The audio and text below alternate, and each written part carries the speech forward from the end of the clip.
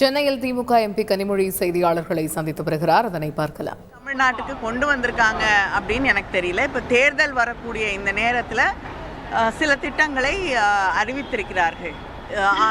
நாங்கள் தொடர்ந்து எத்தனையோ திட்டங்களை தமிழ்நாட்டுக்காக முதலமைச்சர் அவர்கள் ஒவ்வொரு முறையும் பிரதமரை சந்திக்கும் பொழுது கோரிக்கையாக வைக்கிறார்கள். ஆனால் எதையுமே இது வரைக்கும் நிறைவேற்றி கொடுத்ததில்லை. சமீபத்தில் வந்த அந்த புயல் மழையோட பாதிப்புக்கு நிவாரணம் கேட்டு அந்த பணத்தை கூட இது வரைக்கும் மத்திய ஒன்றிய அரசாங்கம் தமிழ்நாட்டுக்கு இன்னைக்கு வரைக்கும் தரல. இதுதான் உண்மையான நிலை. அதனால் எதையும் தமிழ்நாடு அரசு நல்ல திட்டங்கள் கொண்டு வரப்படும் போது எந்த காலத்திலும் தடுத்ததில்லை. ஒரு பேப்பர் ஆட கூட விமர்சிச்சிருக்கிறார் பிரதமர். அதில் ஒரு நேஷனல் ஃபிளாக கூட அவங்க போடாமல் இருக்கிறது தான் திமுகவுடைய நாட்டு மேலே உள்ள பற்று அப்படின்ற மாதிரி. பிரதமரோட எத்தனையோ அட்வர்டைஸ்மெண்ட்ஸில் அவங்க கோடிக்கணக்காக இது வரைக்கும் இந்தியாவிலே அதிகமாக அட்வர்டைஸ்மெண்ட்டுக்கு செலவழிக்கக்கூடிய கட்சி பாஜக. அதில் தேசிய கொடியை அவங்க போடுறதை நான் பார்த்ததில்லை அவ்வளவா.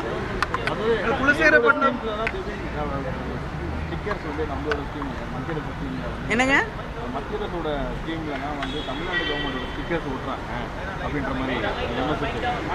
இல்லைங்க, இப்போ பிரதமருடைய வீடு வழங்கக்கூடிய திட்டத்தை எடுத்துக்கோங்க. அவங்க அதுக்கு கிட்டத்தட்ட கால்வாசி தான் பணம் ஒதுக்கீடு செய்கிறாங்க. முக்கால் அளவு பணத்தை தமிழ்நாடு அரசாங்கம் தான் கொடுக்குது. ஏன்னா அவங்க கொடுக்குற அந்த 70,000 ரூபா வச்சுட்டு நம்ம எந்த வீட்டையும் கட்ட முடியாது. மீதி இருக்கக்கூடிய முக்கால் தொகையை தமிழ்நாடு அரசாங்கம் கொடுக்கும் பொழுது, ஆனால் அதை பிரதமர் மந்திரி வீடு வழங்கக்கூடிய திட்டம்னு பேர் வச்சு அதில் ஸ்டிக்கர் ஒட்டிகிட்டு இருக்கிறது எனக்கு தெரிஞ்சு பிஜேபி தான். எனக்கு தெரிஞ்சு பல மாநிலத்திலேருந்து வரக்கூடிய எம்பிஸ் அந்த திட்டத்தை பார்வையிடும் பொழுது அவங்க ஏன் இதுக்கு முதல் மந்திரியின் திட்டம்னு பேர் வைக்கலன்னு எங்களையே கேட்குறாங்க. அதனால யார் ஸ்டிக்கர் ஓட்டிட்டு இருக்கான்னு உங்களுக்கே தெரியுது. ஒரு கட்சியே தமிழ்நாட்டில் இருக்காது. அந்த இடத்த பாஜக பிடிக்குது, அண்ணாமலை அந்த யாத்திரை மூலமா இது பண்றாருன்னு சொல்லியிருக்காரு. இது சொன்னவங்க நிறைய பேர் நானும் பார்த்துருக்கேன். அவங்களும் காணாமல் போயிருக்காங்க. ஆனால் திமுக இருந்துட்டு தான் இருக்கு.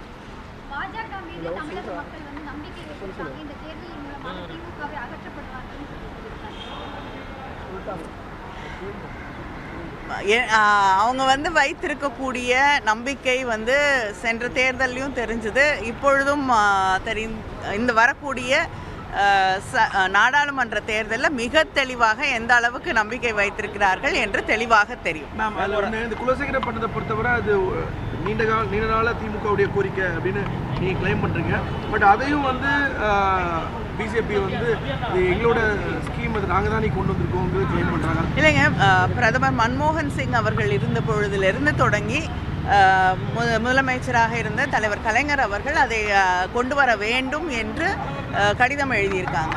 அதுக்கப்புறம் தொடர்ந்து பல முறை அதை திராவிட முன்னேற்ற கழகம் நானும் பாராளுமன்றத்தில் எழுப்பி இருக்கிறோம். அமைச்சர்களை சந்தித்திருக்கிறோம். பிரதமருக்கு கடிதம் எழுதியிருக்கிறேன். அது மட்டும் இல்லாமல் நிலம் அந்த திட்டத்திற்கு நிலத்தை சீக்கிரமாக வழங்கணும்னு தமிழ்நாடு அரசாங்கம் முதலமைச்சர் அவர்கள் தான் அதை துரிதப்படுத்தி அதற்கான இடத்தை இன்னைக்கு அந்த திட்டம் கொண்டு வருவதற்கான இடத்தை தந்திருப்பது நம்முடைய முதலமைச்சர் அவர்கள் தான்.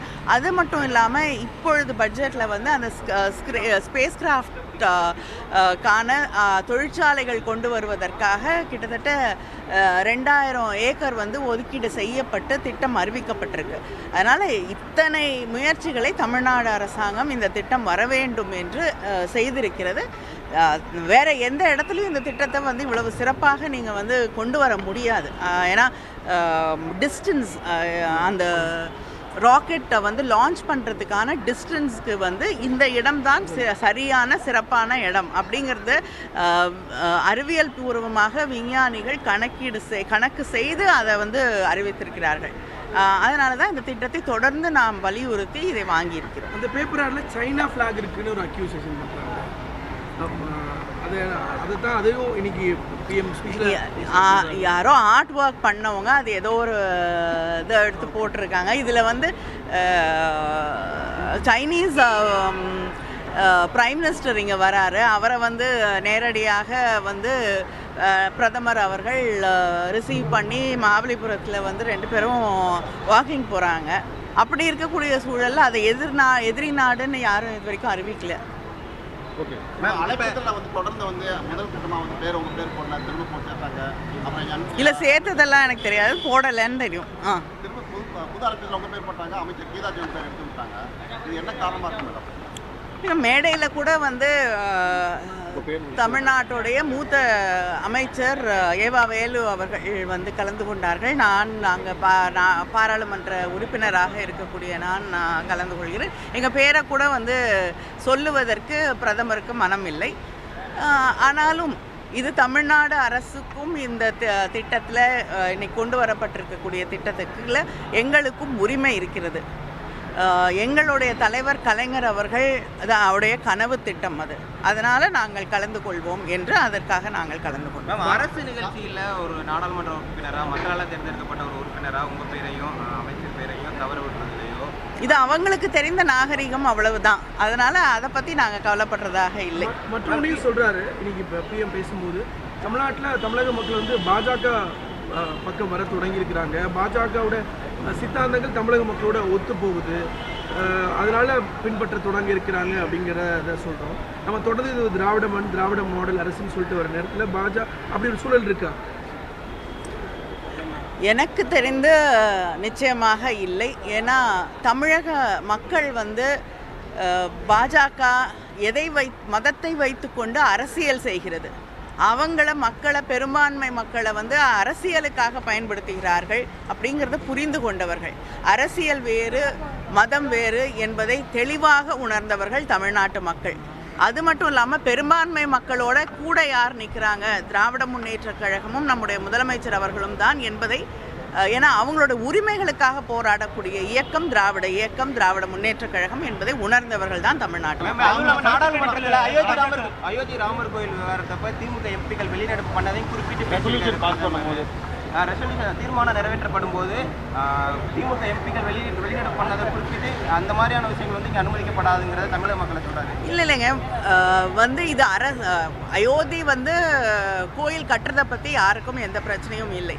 ஆனால் இது வந்து அரசாங்கத்துடைய சாதனையாக எப்படி நீங்கள் சொல்ல முடியும்? அது வந்து ஒரு ட்ரஸ்ட் வந்து அந்த கோயிலை கட்டுறாங்க, அதை வந்து நீங்கள் அரசு சாதனையை போல மாற்றுவது. அது மட்டும் இல்லாமல் வெளிநடப்பு அப்படிங்கிறது வந்து கோயிலுக்கு எதிரானது இல்லை. இவங்க பேசக்கூடிய பல்வேறு விஷயங்கள், அதை வந்து எதிர்த்து திராவிட முன்னேற்ற கழகம் ஒரு எதிர்ப்பை தெரிவித்திருக்கிறதே தவிர ஒரு விஷயத்தை எடுத்துக்கிட்டு அதுக்கான எதிர்ப்பு கிடையாது. காங்கிரஸ் ஆட்சி வைக்கப்பட்ட கோரிக்கையெல்லாம் வந்து பிரதமர் மோடி தான் நிறைவேற்றுவாரு அப்படின்னு சொல்றாரு. நான் தான் நிறைவேற்றுவாரு. 10 ஆண்டுகளாக அவங்க வந்து ஆட்சியில் இருக்காங்க. அதில் எத்தனை வந்து கோரிக்கைகள் நிறைவேற்றப்பட்டிருக்கு அப்படிங்கிறத கணக்கெடுத்து பார்க்கணும்.